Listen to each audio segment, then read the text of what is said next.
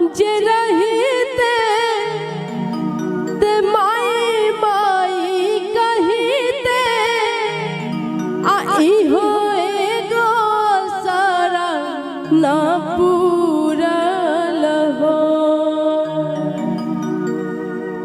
एकटा बाझिन के ई पुकार छे छठी मैया सँ दीनानाथ सँ कि बबुआ जरहीते त माई माई कहीते ई हो एगो सारा ना पूरल हो। ई हो एगो सारा ना पूरल हो। दुनिया के छठी माई सब कुछ दिहलो। दुनिया के छठी माई सब किछ दिहलो। हमारा ले कुछ ना जुड़ल हो।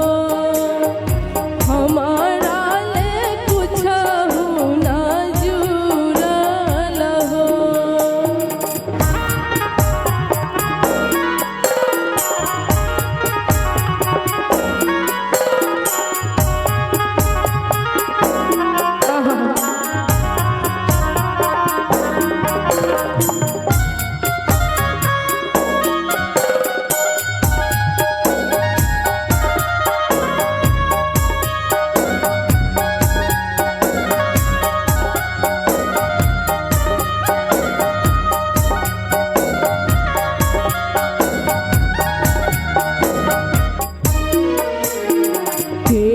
लेके जाई हो माथ पर दौरावा के करे पियारियो हार।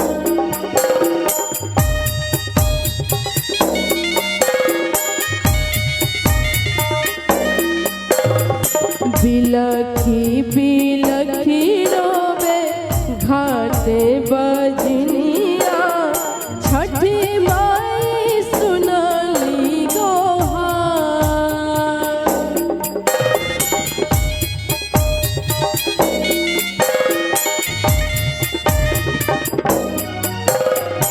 घाट कोसी भराते आदित्य नाम धराते लागल आसराबा के तोरल हो।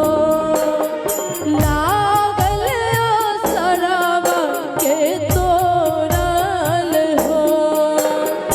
दुनिया के छठी माई सब कुछ दिहलो। हमारा ले कुछ ना जुड़ल हो।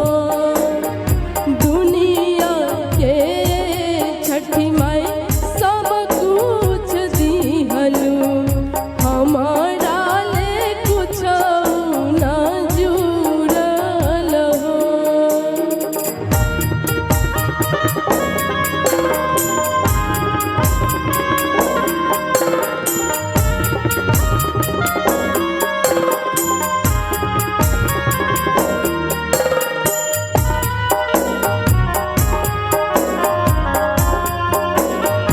जाओ जाओ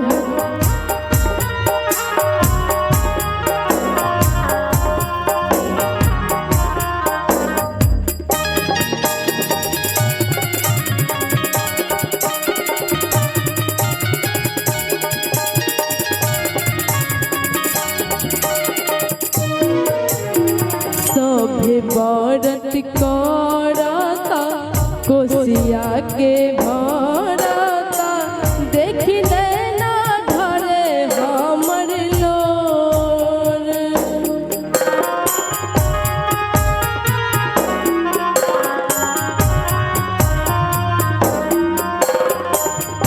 और देखियो एकटा बाझिन कोनो छठी मैया सा गुहार लगावे छै कि हे छठी मैया हे राना मैया हमरो पर दया करो।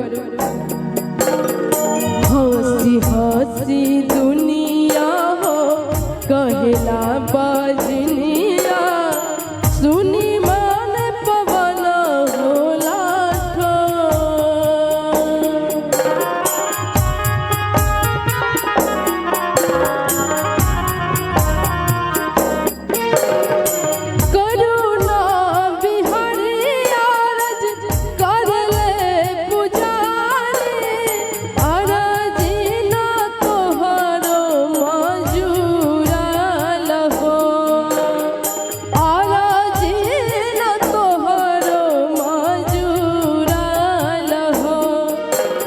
जो कनियो नीक लागल है तो कनी कनी ताली बजेबे, सब गोटा ताली बजाओ, ऊपर में बैठ के शांति से बैसल छी एकदम, कनी में ताली बजा के कहबे दुनिया के छठी माई